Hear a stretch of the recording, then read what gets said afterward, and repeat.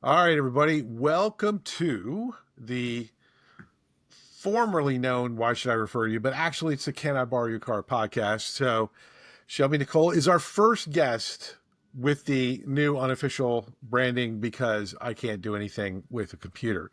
So, Shelby, welcome to the podcast. Oh, thanks for having me, Mike. Appreciate you inviting me.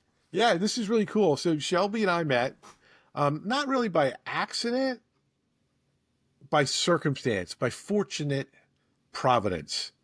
At lunch at the Exit Play Institute annual summit. We had one chair left, and she was like, "Is this seat taken?" And I was like, "Of course not. I have a seat." And then I found out that number one, she's a really cool SEPA, certified exit planning advisory, and she likes financial advisors just like I do. We had a great conversation. We followed up with each other. It's wonderful. I got her on my podcast first. Ha. But also that means this way she can figure out if she wants me on hers. We'll see. The jury's out. But we're going to talk about referrals. But more importantly, we're going to talk about Shelby's kind of, I'm going to call it career arc with referrals from where you started at to where you are today. So, Shelby, I've done a terrible job introducing you. Tell everyone, all seven of them, tell them who you are. And then, if you wouldn't mind, kind of give that background of where you were and where you are. Sure, happy to. So, I am a 25-year corporate vet turned entrepreneur and SEPA. I started my career at the old A.G. Edwards back when it was still A.G., before it was taken over by Wachovia and then Wells. And I spent almost a decade at Edward Jones home office and a couple of years as senior vice president at LPL Financial, where I ran credit and lending programs.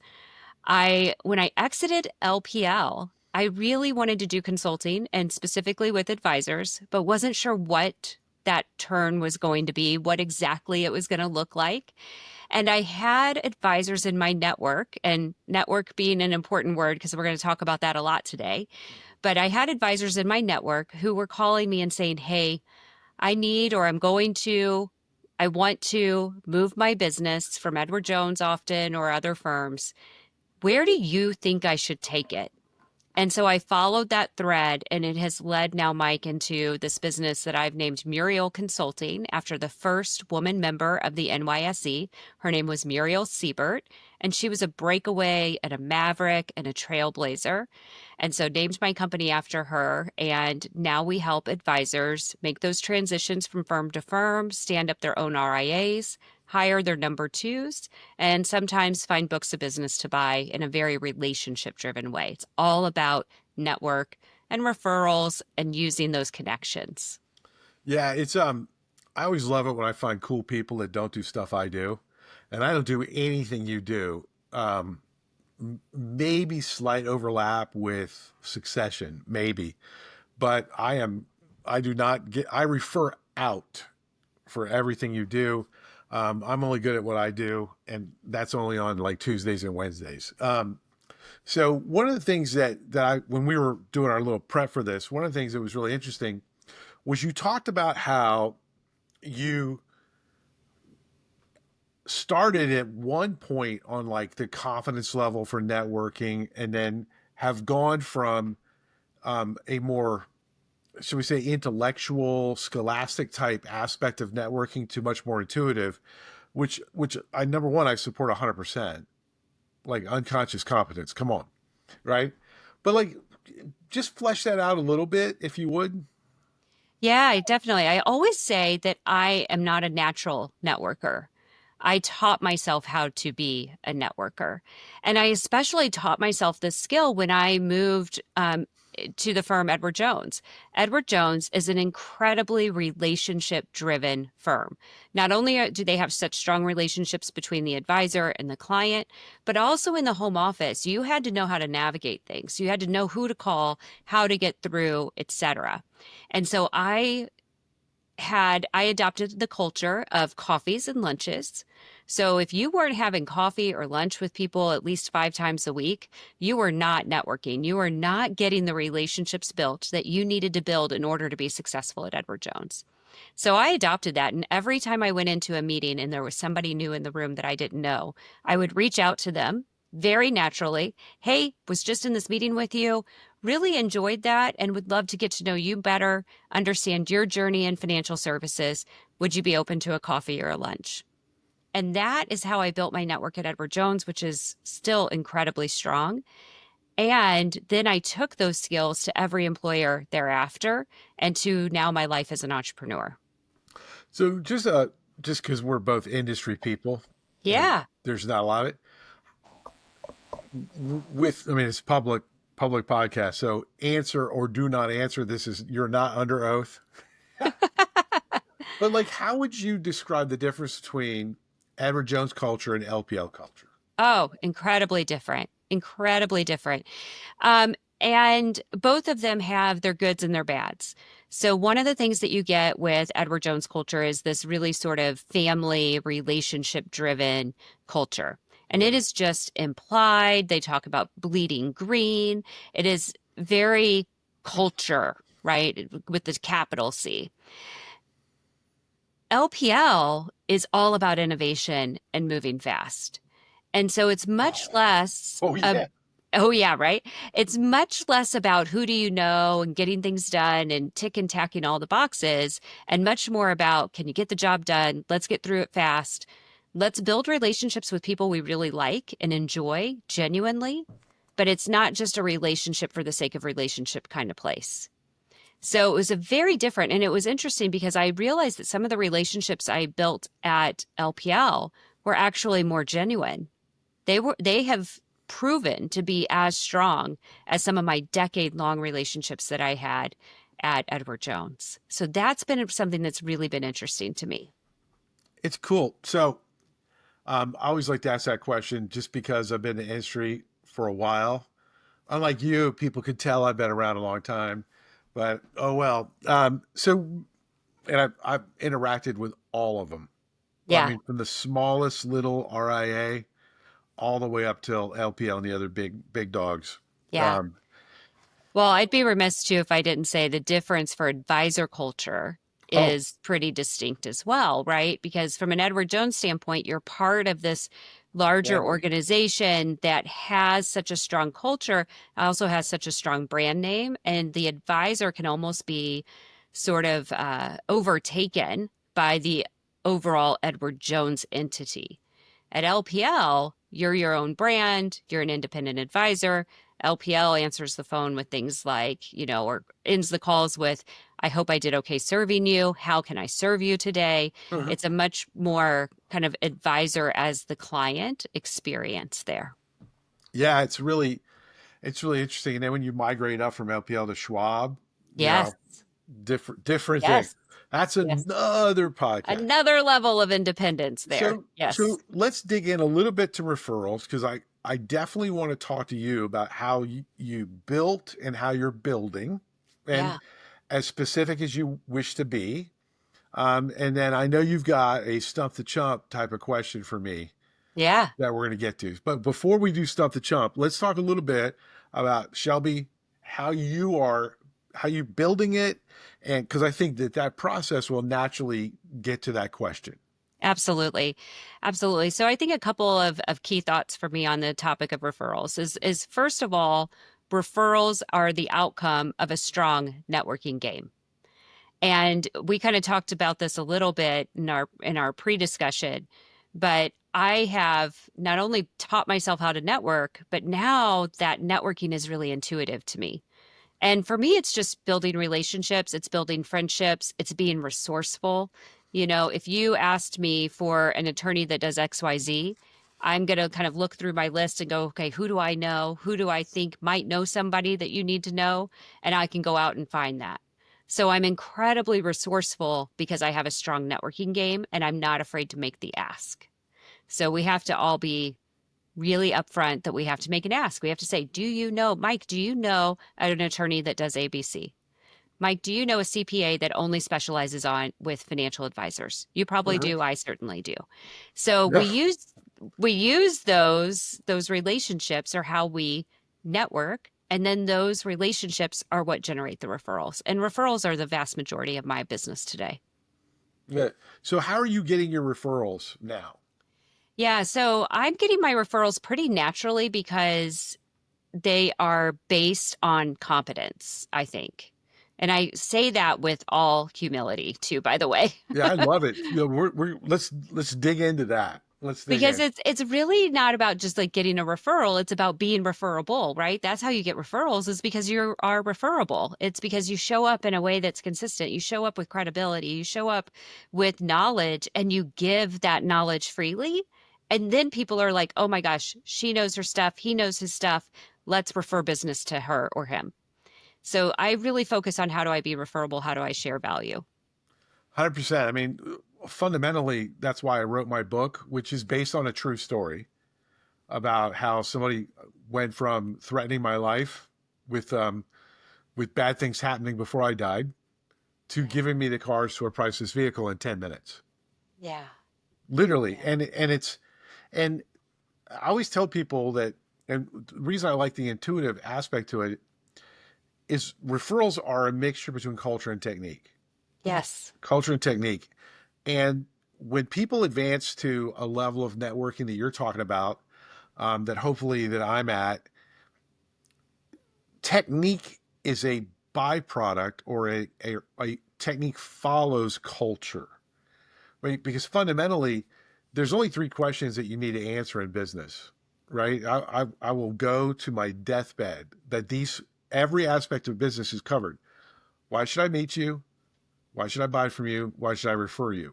Every aspect of a business is covered in the answers. You got marketing, you got sales, you got operations, Yeah. everything is in that. And most people don't understand, and I'm amplifying what you said. I'm amplifying it. They don't understand that if your network's purpose is only to drive business for you, that's not immoral.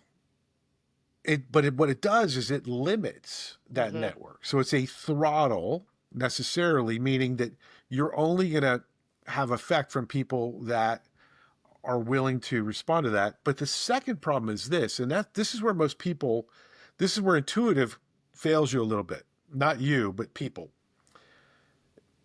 If we're only referable when someone has to be buying what we sell, that means we're only referable for less than 1% of 1% Hmm. of our ideal client's life.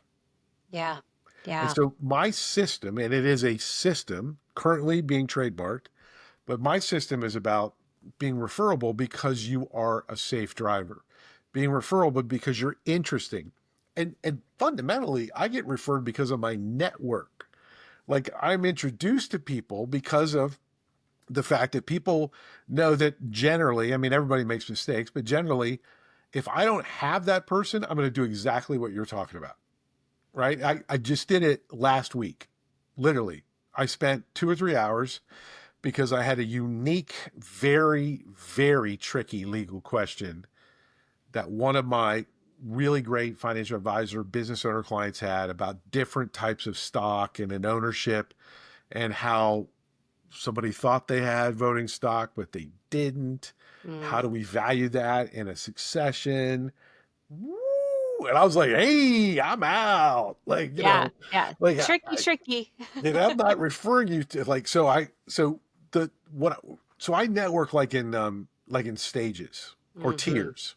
And so I went right to platinum tier, to a friend of mine that's a best-selling author who's one of the foremost experts on exit planning and growth, period. George Sandman's his name. And George gave me two names. And one of them called me back, actually texted me from a plane, right? So, Nice. like, really amazing stuff. And I interviewed all those people before I introduced them to my client. Exactly. Same here. So, yeah, no, I just wanted to amplify what you said. All right. So, But I'm see, you just became referable because you did the extra step. You did the 100%. extra work to have that pre-call. Yeah. Well, what Yeah. people don't understand is that was marketing. Yeah. Like people, like, my system is based upon giving referrals as the foundation, and systematically. So we have a system. We prioritize, it's marketing, right? And the reason is every single person I was interacting with knew that I was helping someone else. Yes. Yes. And two of the three people I talked to, these attorneys, were like, hey, I really want to get to know you better. That was not the purpose. Like, I can see how that happened, but like the purpose literally was, hey, I'm just trying to help out a client.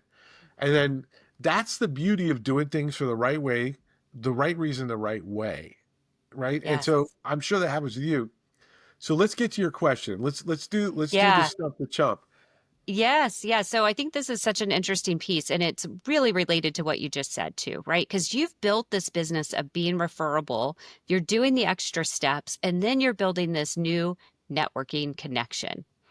All right. So my question is something that I'm struggling with in my business, which is referral incentives.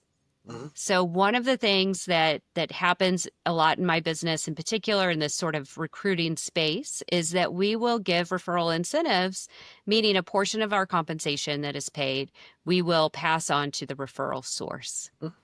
It's And absolutely commonplace. Absolutely. absolutely commonplace. The amounts differ some from person to person, but it is absolutely a common practice. Speaking of which, I do have a referral for you to someone who runs an RIA, by the way. Okay, fantastic. Look forward to it. And they Well, and they pay incentives. and they pay incentives. Fantastic. Well, and you know, Mike, I do too. I'd be happy to share that with you. I can send you my referral agreement and we can codify that, right? Sure. But my question is that sometimes when I'm having that referral incentive conversation with somebody like you, it can feel, I feel like a little off-putting, like that they're only going to refer me because of money versus I think their heart was in it anyway to refer me. But I also still want to get them compensated. It's very common in my space, as we just said, but I don't know if they quite know that. How do I set this up in a better way so that it's a relationship builder and not one that feels like a detractor because now I've made the relationship somehow transactional? So, great question. One that I've answered many times for many different industries, and that I learned from my mentor. We'll just say over 25 years ago. I don't know that I want to specify. Over 25 years ago, Art Radke. And so, um, basically, there's nothing wrong with incentives, even though some people will say it's wrong, right? So as long as you disclose what you're doing, whether you're asking or getting, I have zero problems as long as people aren't being hurt. And no one's being hurt, especially within your field. No one's being hurt with that incentive, especially because everybody does it. I don't accept currently direct compensation. I do. I always let people know, like, look, I want to always answer when I refer somebody, right? I want to always be able to answer because I have been asked, hey, are you being paid for that? Because it's common. Because I Mm, refer a lot of transition work. I yeah. refer a lot. Yeah. And I go, hey, look, I'm not saying I don't get gift cards every now and then from people, but I don't accept a percentage. I don't accept fee. I'm referring to this person because I think they're the best, right? And so that's I always let the person that's giving the referral make the call if and how compensation or incentive will happen. And the reason being is it's a really good conversation. Yeah. So in your perspective, I would say something like this. I would ask a question first, and I know you're good at asking questions. I would say, hey, have you ever referred somebody to like my profession before? Have you ever referred a transition opportunity like this before? And they'll say yes or no. If they say no, you say, well, great. Well, first of all, thank you. Like, so that's amplify and say, I just want to let you know, in my industry, it is relatively common to have financial incentives paid when people refer these type of relationships. And the reason is because they are so financially significant that the incentives, while very nice, are relatively insignificant to the firms. The firms are looking at millions of dollars of revenue, and they will compensate for thousands of dollars, right? Mhm. So I wondered, and this is what I would say, I said, I wonder if you'd be comfortable talking about that if you've heard about it. And they're like, let them walk it through, because some of them are like, well, is that wrong? Right. Yeah. But I Yeah. would I would have a question thing first. Then then you get down to what really matters. And this is what, like, I'm not saying this is your question. I think you're pretty savvy, but in almost every conversation I've had about this, the real question that I'm being asked is, how do I figure out who will consistently refer no matter what? Who, like, how do I figure this out? Because referrals can get kind of tedious if you're just getting onesie twosies from 100 people. That is not how I network. I network for lots of business from smaller levels of people, and then I network out from there. So what I do is I reward on the introduction, not the deal. Oh, interesting. And there's a couple of reasons. Number one, I get to do more rewards, right? And I Mm-hmm. want to reward behavior. I Mm-hmm. don't want to reward results because that's on me. And I Interesting. really don't want people referring me trying to sell for me, because usually they're not as good at it, and I get less meetings. Yeah. That, well, and it feels a little bit like they're overstepping and you're asking too much of them in that case as well. Or for some of them that are, I don't know if I'm a natural networker, but I had a long way to go. People are like, oh, you're so good at it. I'm like, I'm 57. I've been Yeah. doing this since I was 25. I would hope I would seem like I was relatively okay at this, but I'm a really intense asshole most of the time. I had to learn how to self-modulate. It took a while. A lot of people helping me, my poor wife, right? And so anyways, I reward on behavior. There's a couple of reasons. Number one, I get to deliver a thank you much faster and more consistently. And I'm teaching them the most important thing. I'm worth meeting. Mm. I want to answer the why should you buy. I want my referral source to be like, hey, Mike's really fun. Mike's great. And so typically my referral rewards are books or handcrafted small, like once an advisor, Yes. always an advisor. Even though I'm not held to the standard, I try not to have huge things. And and so that's how I do it. It and it comes down to personality. I like saying thank you, Mm-hmm. right? Yeah. It's a I don't do powerful it set of words. I don't do it well enough. I'm very disorganized, so sometimes I miss it.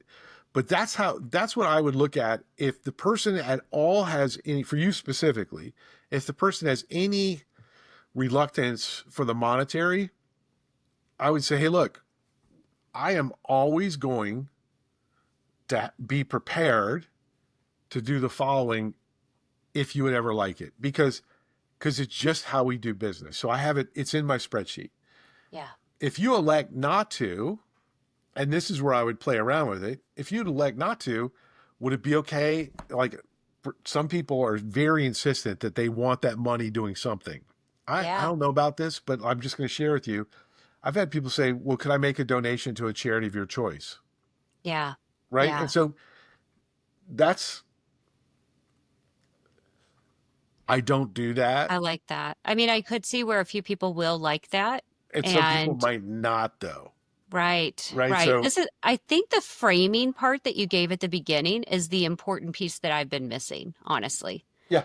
I think that framing of this is something that is done a lot in my industry. It's super customary. Hmm. If you'd be comfortable with it, I'm happy to do it. If you're uncomfortable with it, we could do it for charity, or I can, send you a gift card or, whatever. I just want to continue to be Yeah. referable, and I love your clients and will do what I can for them, or so, Yeah. I don't know exactly what the script would be, but Well, something in that the ilk. script is just a starting point, Yeah. right? Yeah. The script's just a starting point. Like, everything's a Right. role play. And so Exactly. a lot of times you don't get to role play this stuff. So, like, your first role play is going to be the next person you talk to about it. So just be careful, right? I always say that. Yes.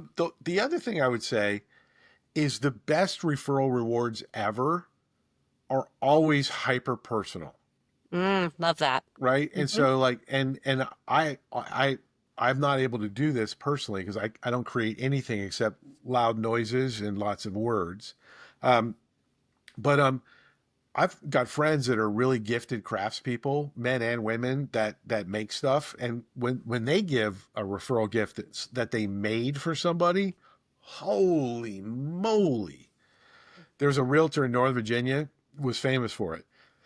Every time he sold a house, he hand carved this gorgeous, one of a kind address, the number address Mm. for them. I mean, just unbelievable. So that's what I would do with that. But the other thing is, what do you want to reward? Do you want to reward deals? Fine. Or do you want to reward behavior? Yes. And the reason I like to reward behavior is I'm targeting a very specific subsect of referral sources, and it's the ones that just love doing it. Yes. Yes. And so when they know that I am thankful and I am appreciative of just the introduction, it really propels them. Because like when you really break it down, Shelby, the whole secret is it's not who can refer, it's who will. Hmm. And I don't want the first referral. I want the 10th. I want Yeah. the 20th. Right. And in our industry, there are people for both of us that can do that. Yeah. Yeah. That's right. I love that idea. It makes me think about a couple that I've gotten recently and, a few processes that I still need to put in place. I'm still relatively early in my journey, but, getting the thank you notes out every time. I do love and always do a handwritten thank you note. Maybe there's a small gift that'll go with that in the future, something personalized or something made, etc. I love that idea. And Yeah. also because it takes a long time between a referral and a deal closing for me. Well, me So in too. I mean, between there, right, we we're can, not yeah, selling $5, that's right. sandwiches. Yeah, we're talking about life-changing expansion for an advisor. Well, think about the amount of revenue Mhm. over even just a 5 year Yeah, period that transition represents. that's right. That's right. Millions of dollars, right? Mhm. And if it did happen really quickly, usually that involves some form of compliance issue. Yeah, there might be some problems. Let's say, I recommend Vermont Life. Nothing against Vermont Life. It just came to mind. It's a disclaimer. So we're going to be wrapping this up in a second, right? Would you mind terribly if I asked you what would be a great referral introduction for you? Hmm. So do you mean like what type of client that I is a great referral I introduction? well, so, Like so I who are my target clients? that's always great. That's always great. But I'm not going to restrict you. Yeah. Okay, so I think it would be more about what do you want to say about me, right?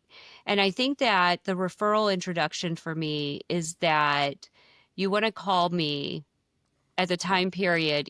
I think I want advisors to call me when they're starting to lift their heads up and wonder if they're in the right place, if they're at the right firm, if they have the right support, if they should be going RIA, etc. And the reason to call me is because I am way more, and our company is way more than just a recruiting firm. But we are going to not just take you to the door. We're not just making the introduction, help you match make. We're going to walk you all the way through that door. And if there's a gap between what the firm is doing that you're going to and what needs to be done so that you can launch a thriving practice, that's where we come in and we fill in those gaps. We're going to connect you to the right resources. So it's much more than recruiting. That's awesome. It's you have some diverse competitors Yeah. Yeah, we do. in regards to their commitment to the actual well-being of the advisor. That's all I'm going to say. Yes, 100%. And I talk That was badly pretty gracious. often. That That was was great. very gracious. I talk often and badly about the cold call rooms and the boiler rooms that are out there and people hiring college students to call advisors incessantly and things like that. I just think Uh, it's it's awful and inappropriate and So if somebody's listening, I'm going to give them, I'm going to give a number of years, and then I'll let you adjust and add. Fair enough? Okay. So in my experience, it's at year three, between year 3 and 5, an advisor that makes it at their firm of origin, because there's huge turnover from firm of origin where they first started to their second firm at about year 3 to 5. They've gotten just successful enough to have kind of reached a point where they're probably making a little bit of money and they're still angry about what they had to go through to get there. Yeah. Yeah, Right? there's a lot that fall out before year three. Oh, Year three yeah. is a magic number Hmm. for the from the firm standpoint. Year five, to your point, is probably the more magic number from the advisor standpoint. Correct. And so when if somebody's listening to this and thinking about it, that's it's always good for people to know that folks like Shelby are out there. Number one, like there is no perfect time other than today to introduce great advisors to her, because they are going to transition. There is going to be a transition. Um, I had this argument with a guy that was going to be a lifetime LPL guy, Hmm. and he ended up being forced to transition within LPL because where he was, the RAA he was at, got booted by LPL for some shady stuff, which he had Yeah. no part of. And he's like a loyal, compliant guy. And I kept saying, man, I don't know about, don't know, don't, maybe we should be looking. And he's like, no, no, no, no, no. And when it happened, we had 30 days. Ugh, that's hard. Luckily, he went to a great RAA within LPL that's SEPA friendly, integrated up in Oh yeah. Boston, right? Yeah. And he's been very pleased with them. But I just would it, and I'm not attacking Edward Jones, but every firm has people that join that aren't good fits, and it's not always the firm's fault, right? Yeah. You know, are you a safe person that's not going to denigrate or sabotage or say bad things Oh. about EJ? But for EJ people that are trying to figure out what they're doing, are you a safe person that's not going to be like instantly, oh, you have to leave, Yeah, I am. I mean, I think that which is rare. there it is rare, and it's interesting because I have so many people in my network that are from EJ, right? Home office, etc. Mhm. I will say I have a bit of a bias towards owning your own book of business. And Me so too. I I started independent. I bring that bias in now that I've seen that side of the world. I do bring a little bit of that bias. But I'll also tell you that there are some incredibly happy advisors at EJ. That are doing okay. They are doing okay. They are living the life that they want to live, and they are incredibly happy. And I always tell people I'm not recruiting people that are that persona. If you're incredibly happy and satisfied, you should stay where you are. Like, don't mess up your whole life. Don't go through all the stress, right? But if you want to do more with your SEPA, if you want to own your client book, if you want to be able to know for certain you can pass it down to your children, etc., then we need to look at independent options too. Yeah. I always say, looking at the menu is fine. I really like the way you approach that because it's it's easy for some people on the independent side to badmouth Edward Jones, and I can honestly say that I know quite a few millionaires Mm-hmm. that have had 100%. great experiences. And like does that mean anybody that buys a McDonald's franchise is a bad person and not a business owner or not a good, like, fundamentally, if you're happy and you're helping people and you're making great money, which you can anywhere, great. I just like having people that can, I do not like referring transition to people that are predators against Edward Jones. I Yeah. I just fundamentally I don't feel comfortable with that. I have a lot of love for the firm. I grew up two towns over from the first Edward Jones branch. No way. I didn't Yeah. even know.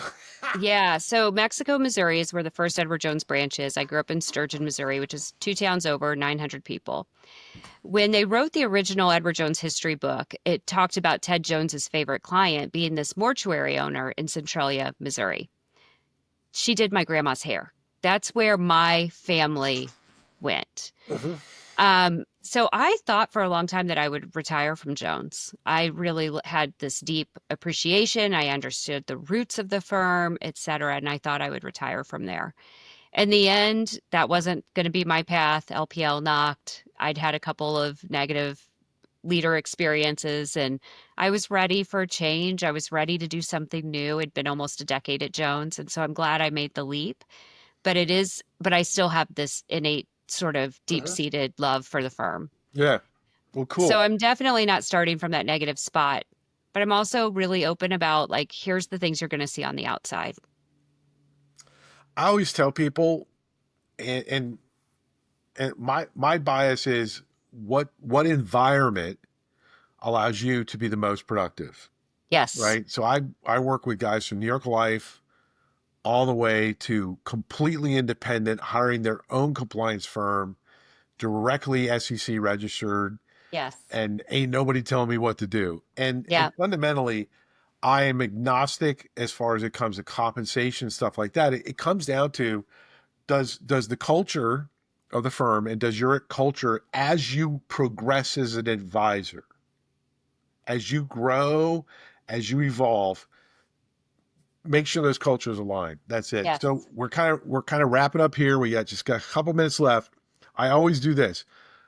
Shelby, what is the best way for someone to follow up with you after they hear this episode?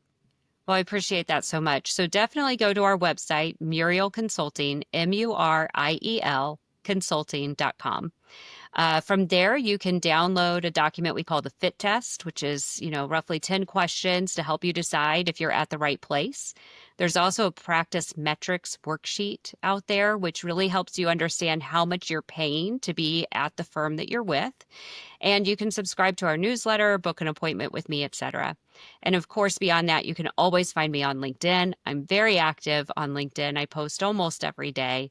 And I have a podcast called Kick It Open because Muriel Siebert said, when a door is hard to open and nothing else works, sometimes you have to rear back and kick it open. I So I you can listen to bet that. I bet she had to. I think she had to. Woo! Absolutely. Just Maverick and a trailblazer. She formed her own firm because the guys weren't paying her enough, etc. So, people complain about misogyny now. right, right. This was a long time ago. Yes, It ain't that great in Wall 100%. Street now.